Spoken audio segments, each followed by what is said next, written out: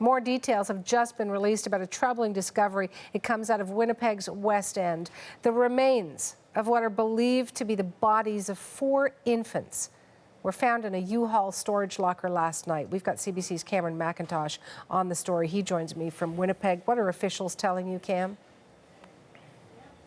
Well, right off the top, Suhana, very important to clarify that right now police are not calling this a homicide, and they're not saying at this point that foul play is necessarily a factor here. What they are saying is that the remains of up to 4 what they believe to be infants were discovered yesterday afternoon in a storage locker in the West End of Winnipeg. These bodies were discovered by people that worked at the storage facility who notified police. Police came down, they recovered the remains. Right now, autopsies are being conducted. The investigation is in its very early stages. Here's Constable Eric Hoffley.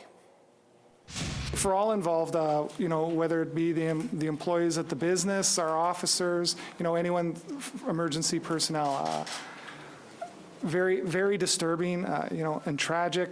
What the outcome will be after the investigation is complete remains to be seen, but that will not take away from the initial discovery and circumstances surrounding it.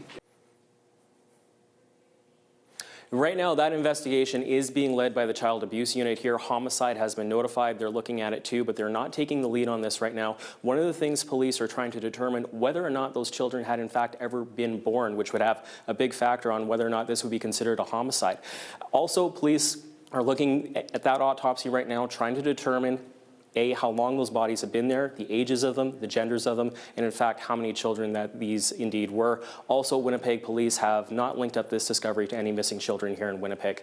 They expect to have more details tomorrow. Suhana? Okay, we'll wait for that. Thank you, Cam. That's Cameron Macintosh in Winnipeg.